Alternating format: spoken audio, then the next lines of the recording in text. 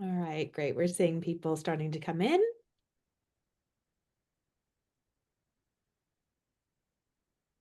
Thank you so much for joining us today. We'll give it just a minute to let people get settled in, and then we'll get started. We have a great talk for you today.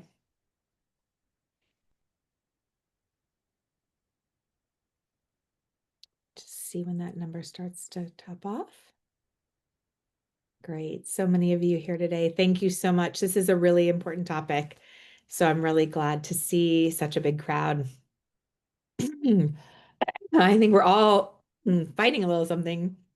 Well, as always, it is my pleasure to welcome you to the Disability Research and Education in Academic Medicine, or DREAM, research rounds. My name is Lisa Meeks, and I have the privilege of serving as the co-director of the Docs with Disabilities Initiative, alongside my other co-director, Dr. Justin Bullock. The DREAM research rounds are designed in the spirit of traditional grand rounds, offering monthly sessions that spotlight research and dedicated research teams from all over the world, all focusing on disability and academic medicine. This series is sponsored by the University of Illinois College of Medicine, Department of Medical Education, and we are so grateful for their support. Today, I'm thrilled to present our session titled Race, Disability, and Medical Student Outcomes, Intersectional Findings and Implications for Practice. And I am beyond excited to introduce our speaker because I get to call him not only my colleague, but also my friend, Dr. William Eidtson. And Bill is an assistant dean for academic advising and accessibility and assistant professor of medical education at the Geisel School of Medicine at Dartmouth, where he directs initiatives at the nexus of learning sciences, disability access, and academic success. He also directs his own lab and looks at structural barriers and intersectional identities and how they affect student outcomes, and looks at the design of learning interventions grounded in cognitive and learning science. So with that, I will turn it over to my friend Bill.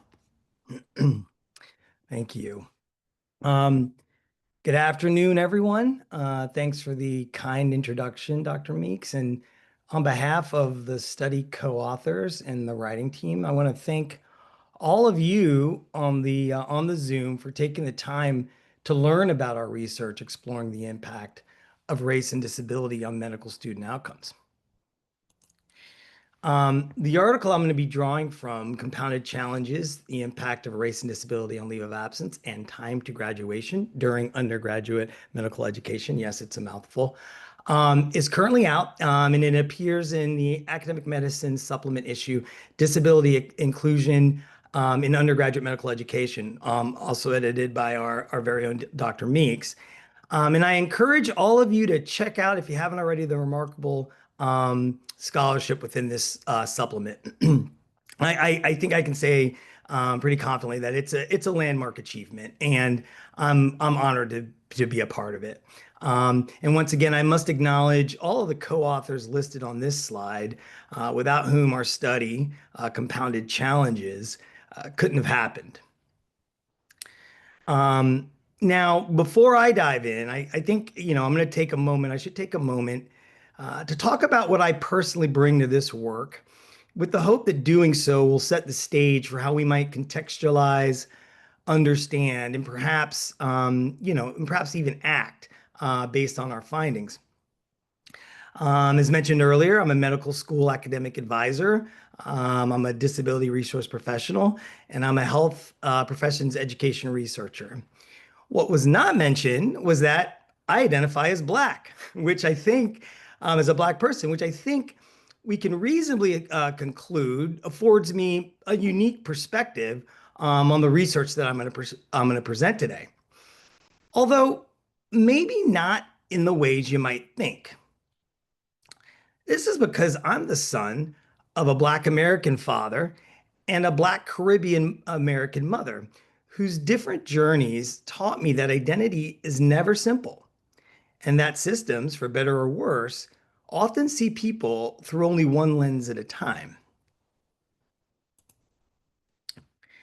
My father was born in South Carolina in 1934 and raised by my great-grandfather, who was a sharecropper, whose parents were formerly enslaved and experienced race and racism in a very different way than my mother, who was born in 1950 in Trinidad and Tobago, a Caribbean country whose unique history of colonialism and creolization resulted in her identifying more as a Black immigrant and in many ways unfettered by the racial trauma that my father carried.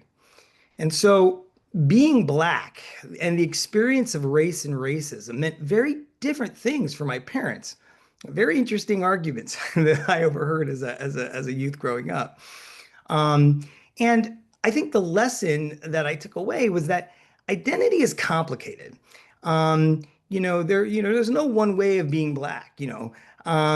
And I believe that respect for complexity animates my work, and I hope it's going to animate our conversation today.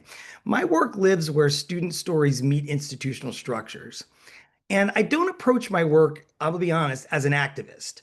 I'm a scientist driven by a moral imperative to uncover patterns that we've missed so that every learner, not just some, can thrive. Now, my vantage point as a Black American in this role means sometimes I might notice different cracks in the system, right? Than someone else with a different experience. But I'm hoping that our shared goal is the same, right? And that's to make our learning environments accessible, equitable spaces for our students to flourish.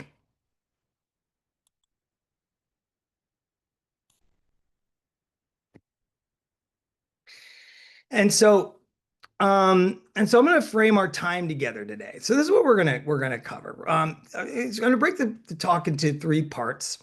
The first part is what I'm phrasing is contextualizing the question. We're going to begin with a story that illustrates how fragmentation, fear, and uncertainty play out in a single student's experience, what that means. Part two will report the findings. We'll look at our multi-institutional data showing how race and disability intersect to influence leave of absence and time to graduation.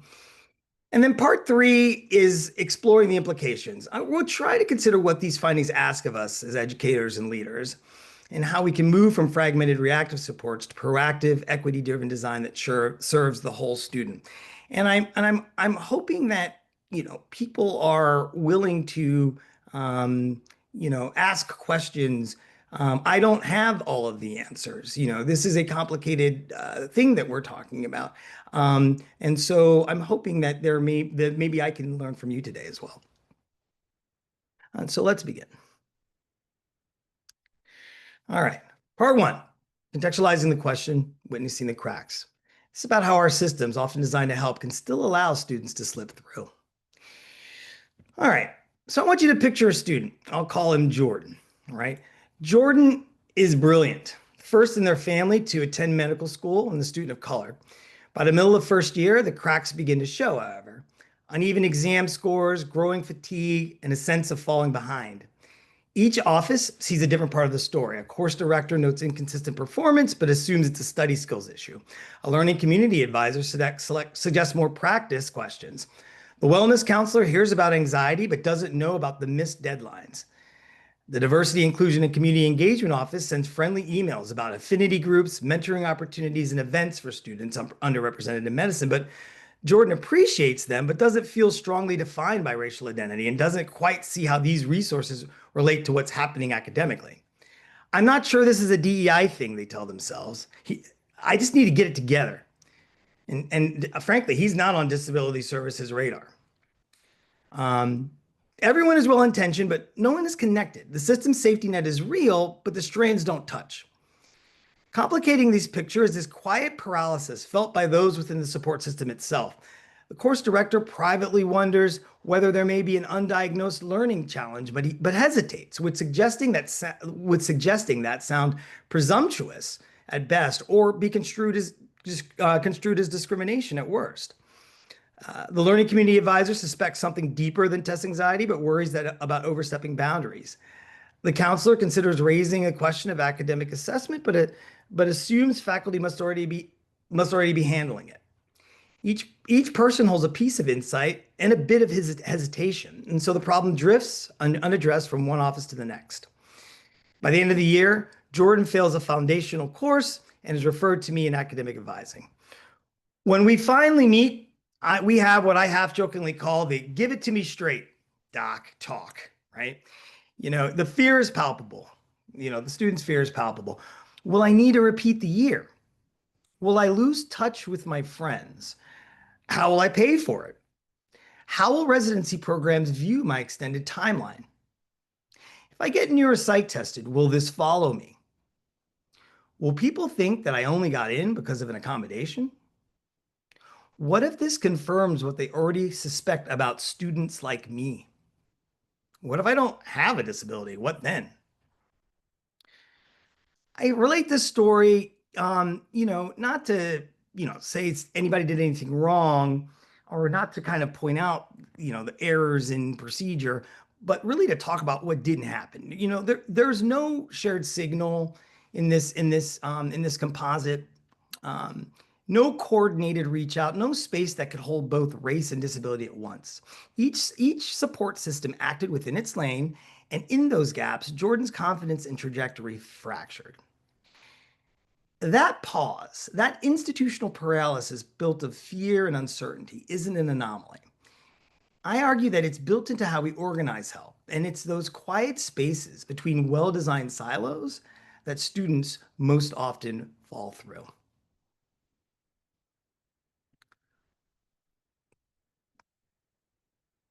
That pause, that institutional paralysis born of fear and uncertainty isn't just Jordan's story. It's a pattern I've seen often and across schools, and across years, across good intentions.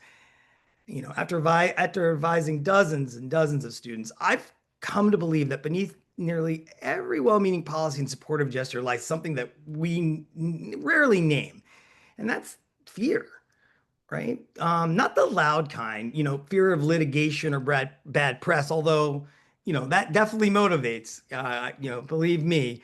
But I'm really thinking about the quiet kind that circulates through classrooms and meetings, the fear of saying the wrong thing, the fear of offending, the fear of being accused of bias, the fear of being seen as part of the problem. And I think when fear takes up that much space, curiosity has nowhere to sit. Faculty hesitate to ask hard questions, students hesitate to seek help. Committees freeze because no one wants to be wrong. This fear isn't only emotional, it's curricular.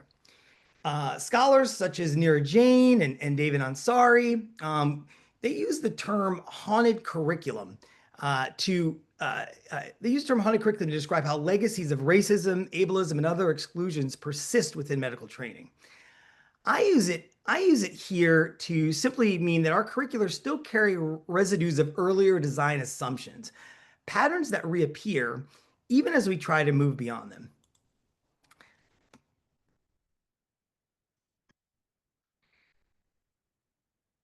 As Neera Jain reminds us in her work, if we want equity, we have to make peace with the haunting. We must live with our ghosts more justly. We have to acknowledge them, listen to what they're telling us, and keep talking even when we're afraid of getting it wrong. In that sense, fear and uncertainty are not just individual reactions, they're structural forces. They shape which questions get asked, which policies are enforced, and which stories remain untold. Recognizing these patterns asks something of us, not to erase the past, but to understand how it continues to shape the present. So before we go further, I want to give everyone on this Zoom and everyone in this grand rounds permission to be a little uncomfortable and to let go of the need to be perfectly correct. I want you guys to choose curiosity over caution and courage over correctness, because the fear of being wrong is most often the enduring barrier to getting it right. Okay. And so really we're here today to talk about, difficult things. People will tighten up, clam up when we talk about race, when we talk about ableism and disability. And so that's not helping us, right? And so I want everybody to feel free to ask questions, and try to continue in the conversation. All right. And so with that framing in mind, I think we can now, I think, turn to look at how these patterns appear in measurable form, where curriculum design meets the student experience.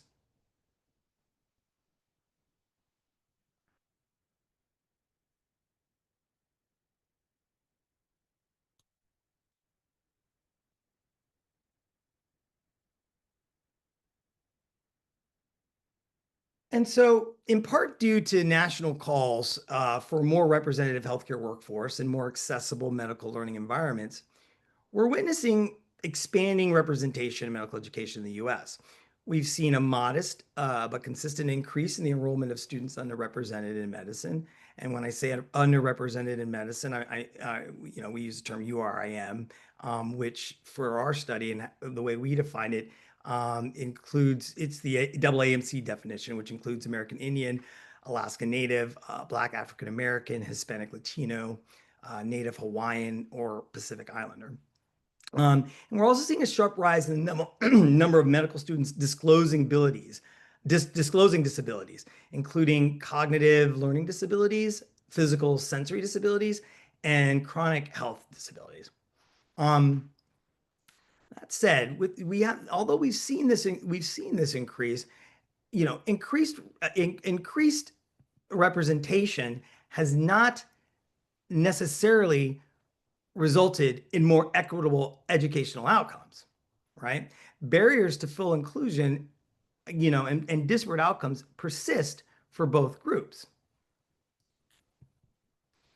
For students underrepresented in medicine, we still see lower licensing exam scores, lower clinical clerkship grades, higher attrition rates, increased burnout risk. And similarly, for medical students with disabilities, we find licensing exam underperformance, lower residency match rates, and higher rates of burnout. Research on these disparate outcomes experienced by these populations has, had to date, treated them for the most part separately. But what happens when these identities overlap? What happens when a student is both underrepresented in medicine and disabled? As medical students increasingly self-identify with multiple marginalized identities, we wondered, how does this impact their outcomes? And crucially, how can we support them? All right. And so this was the main knowledge gap that animated our study. And so now we'll turn from story to structure. All right. We'll talk a bit about the measurable traces of inequity that appear when we look across institutions.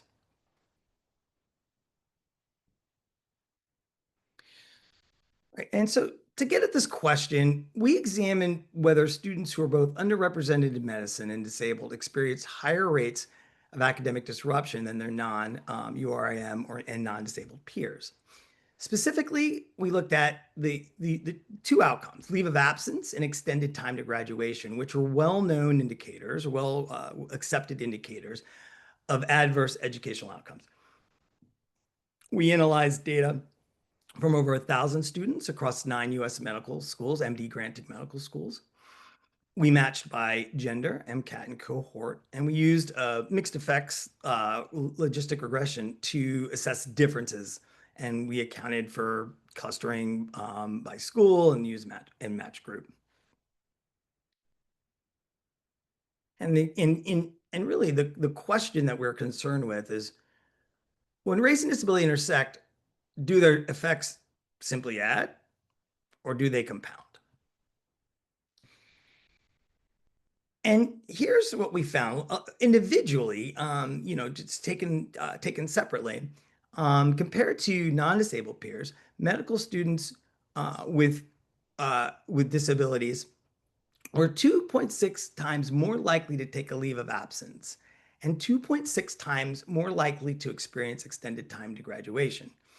It's important to note that we disaggregated by disability type, which I'm not showing here in the on this slide, but you should know that if you drill down a bit, students with cognitive disabilities like ADHD, anxiety, depression, they had a even higher risk, especially for delayed graduation.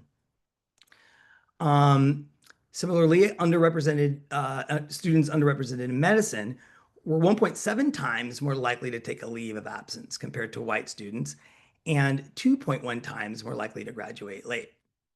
And so, these we were pretty, this was good. It confirmed what we already knew. So it's always good when you do a study and your data echo what you should expect from earlier studies in the literature. But as mentioned at the outset, what we really wanted to understand was the combined effect of these identities, right? And so here's where the concept of intersectionality comes into focus. And I'll, just a little background. I imagine some of you are familiar, but this is a idea following Crenshaw, intersectionality theory. Really, it helps us understand how multiple forms of social identity, um, like race and disability, can interact uh, to uh, to produce unique and intensified forms of disadvantage. Intersectionality kind of challenged the assumption that social categories operate independently, and instead it argues that the effects are interlocking. Meaning, for example, that the experience of being a disabled student of color is not just the sum of racism and ableism, but something distinct. And indeed, our findings support this. Yeah, students who were both underrepresented in medicine and disabled were nearly 6 times more likely to take a leave of absence and almost 5 times more likely to graduate late compared to white non-disabled peers.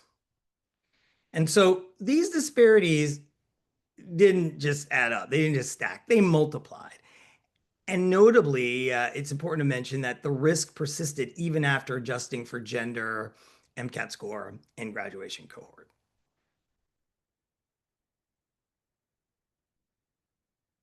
And so, our key finding, across the across both outcomes, we saw the same signal. The risk associated with being both underrepresented medicine and disabled far exceeds the sum of either factor alone. In other words, structural inequality behaves more like multiplication than addition. That's how I'm going to, simplify it, in my mind anyway. For many students, a leave of absence is framed as an individual event, a matter of coping, stress, academic difficulty. But when we view across institutions, really, it becomes a curricular signal. And by that I mean it's a place where we can say that the system is faltering in meeting the needs of its diversity of learners in some way.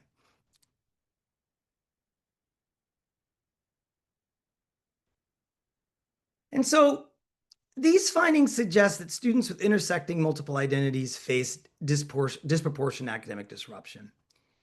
These disruptions have significant implications in terms of financial strain, as extended training increases debt burden, uh, residency outcomes as leave of absence and delayed graduation can be perceived negatively by some programs, and even well-being. As prolonged training can undermine professional identity formation and belonging. In our study, a leave of absence was the strongest predictor of delayed graduation. And delayed graduation, in turn, is associated with lower match rates and higher attrition. So if URAM students with disabilities are taking more leaves and graduating later, we must ask, are our systems equipped to support them? Or are they unintentionally structured in ways that intensify the vulnerability?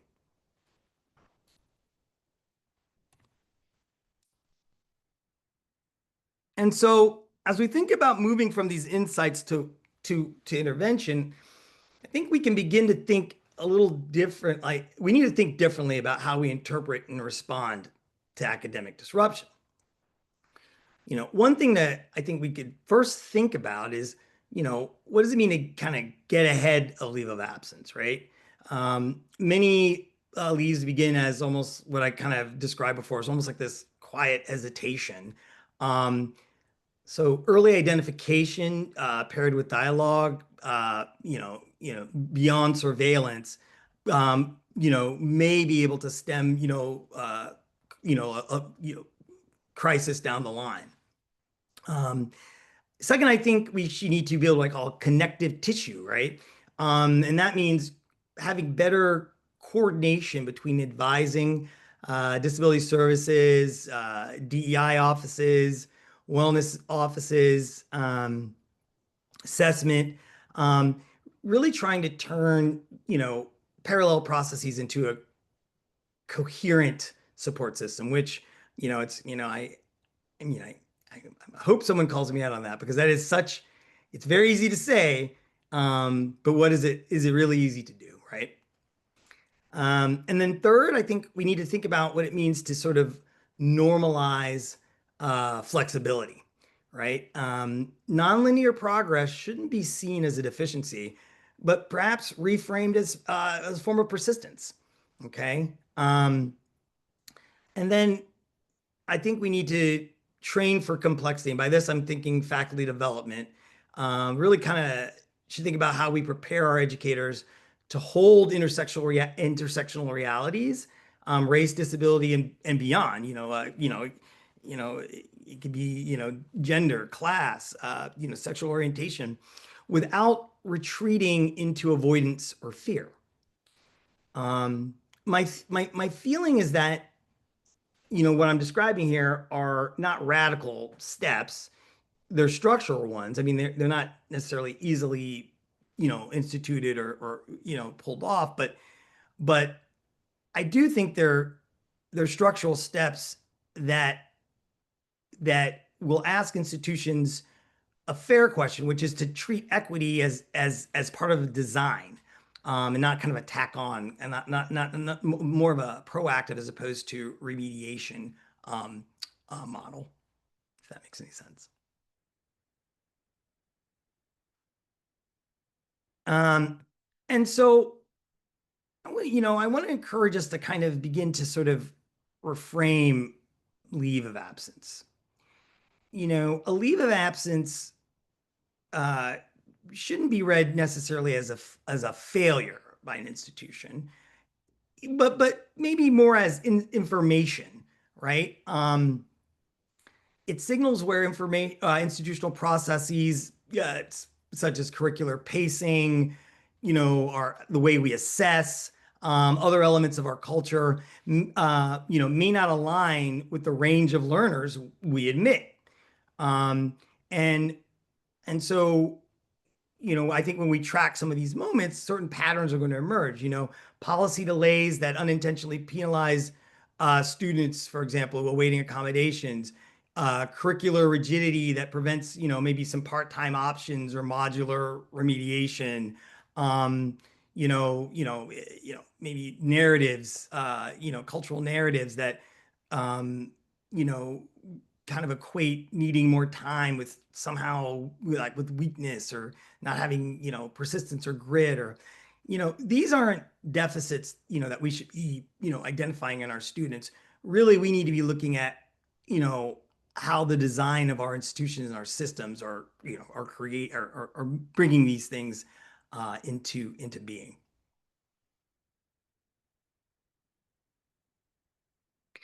And so, returning to our earlier theme of fear, I just want to, I want to say that, if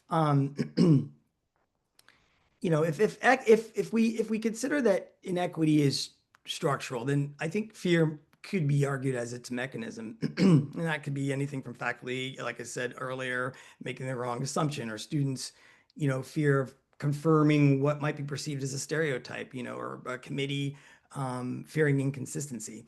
What we have to try to avoid, through that fear is institutional paralysis, where we're well intentioned but immobilized. Um, I think the irony is that fear of inequity can in itself perpetuate inequity. it leads us to silence when dialogue is most needed, when the difficult things need to be taken care of. And so now let's begin to explore how we can maybe build some systems that replace this paralysis with partnership. Where help is coordinated, flexibility is normalized, and fear perhaps gives way to what I mentioned earlier, some forms of curiosity, growth.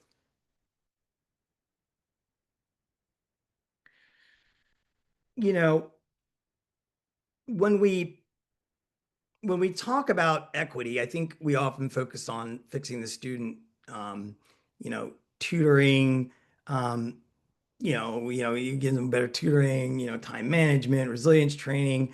But these data ask us to fix the house, right? And I think if inequity is architectural, the solution has to be architectural too, right? It means redesigning spaces, curricular, procedural, and cultural, where learners either flourish or fracture. And I want to argue that rebuilding doesn't necessarily mean we have to start over. I think it means re-examining the blueprint and asking who is this structure originally built for, and who does it quietly exclude?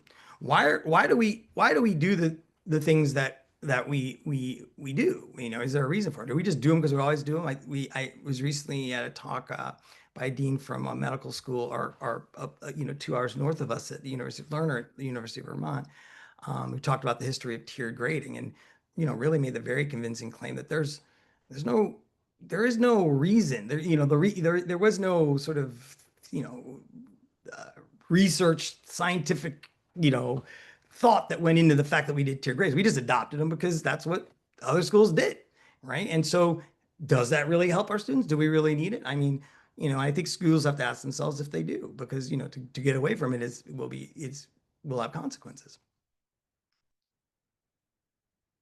um I think when we look at the traditional medical school safety net, I don't know if it was designed for intersectional complexity. Um, we built parallel systems, academic advising, you got disability services, you got DEI, you got wellness, each is robust, but they're largely disconnected. They do their own thing. It's hard enough to do your own thing than to be connected with everybody, right? And in some cases, you worry, like it's not staying in your lane can cause problems, right? Administratively or legally. But the problem is when those systems operate in isolation, students like my composite Jordan encounter, different doors that never quite open at the same time, right? And so I think when we talk about rebuilding the house, right, it means connecting those doors and sort of creating some intentional forms of crosstalk so that help feels coordinated rather than sort of conditional. And so I'm just gonna kind of close with some thoughts here. And this is where I'm trying to begin the difficult discussion of what we can creatively do about some of our findings. Um, and so when we talk about designing for equity, right, we have to assume diversity at the point of construction. You not retrofit things later in as much as possible. And so this might mean embedding flexibility in assessment timing, thinking about universal design in course materials, better transparency in the remediation process. Um, and I think this is a tough one. It means treating time as an equity variable.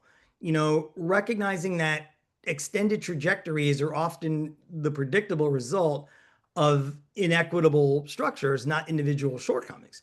Um, Obviously, equity by design shifts from the question, how do we fix struggling students, to how do we build environments where fewer students need fixing, right?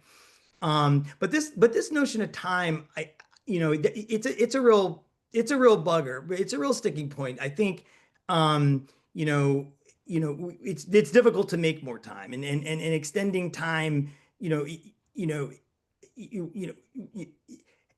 I don't know how ultimately we are going to get beyond, um, you know, using time, giving time to students who need more of it, um, and and still not have that be something that will negatively, especially if it's an unintentional extension, negatively impact them, right? But sometimes what we need is time, right?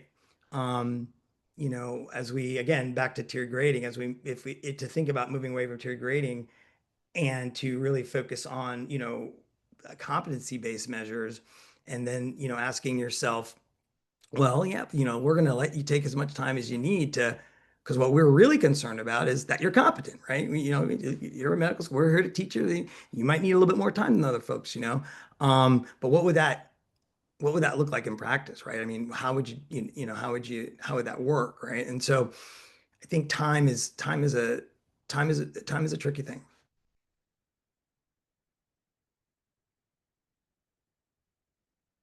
I also think we have to think about our values, right? And the moral architecture of our institutions. Every policy we write carries a moral weight.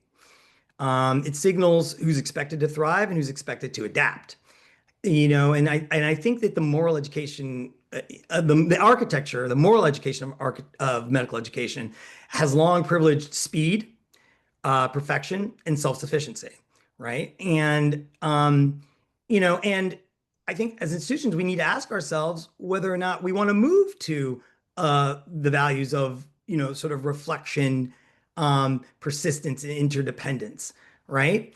I mean, you know, I may think that this is a good thing, but other schools may say, No, we need to have a system of being able to differentiate our students. We don't want to get rid of tier grading. There are some students that just can't hack it, and there are too many students. How are we going to make these decisions, right? And so we do need to ask ourselves what our values are, what we really care about, and have those honest conversations. Um, but I would argue that yes, in the future, you know, values, we need to reflect on what our values are. We need to think about what persistence means and the value of persistence for students, and how we can reward that. Um, and I would say that, remind folks that true inclusion isn't about lowering standards, right? And I want to make sure I'm clear about that.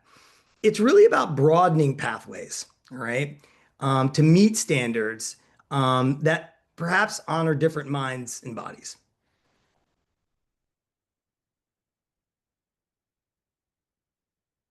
And then there's institutional courage, right? Um, I think building equitable systems requires more than awareness.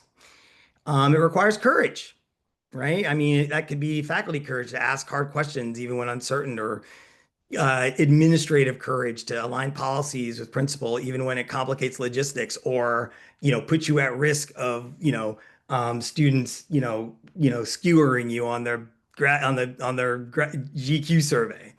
Um, and it could mean student courage to speak up. When silence feels safer. And that's a tricky one, considering the power differentials that they're embedded in.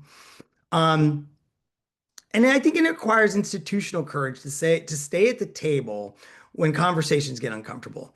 Fear and uncertainty aren't going to disappear, but courage can exist with both. And again, coming back to near Jane, who reminds us, living with our ghosts means more living with our ghosts more justly means not pretending that they're gone, but continuing the conversation anyway. And so I think that that's something that again, I want to kind of seed into this conversation as we think about what we're going to do.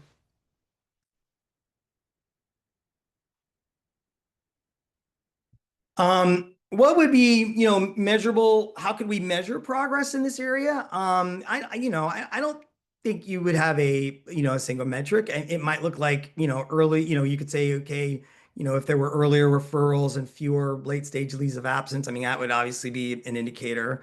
It could be more narrative where students are describing help that felt more integrated rather than fragmented. And I think, there's some new qualitative work coming out from my colleagues, um, um, Abby Konopasky, where they're actually, where we're, hearing stories of students who are feeling the opposite of that.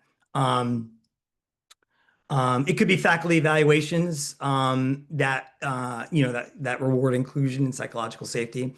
I don't know. These could be some small shifts, but they might represent an institution that's beginning to breathe differently, to kind of respond rather than react. So, again, I'm not certain, but um, and then you know I think. And I guess, as I get to close to closing, I just want to say that, you know, none of this work, none of the things I've kind of thrown out, and none of this sort of rebuilding and rethinking is gonna belongs to one office or one role. Okay, obviously needs to be a concerted effort, and different institutions with their, you know, with their different org charts and how they're set up and different cultures, they're gonna do things a little bit differently, right? But one thing that I think will be consistent is it's going to need to be a coalition, right, of educators, advisors, deans, students who share a responsibility and a clarity around equity as a design principle. Okay, not a department. All right. And I think when we do that, I think our systems could potentially become less about triage and more about partnership. And this partnership, sustained, transparent, accountable, I think that's what, ultimately will turn our good intentions into structural change.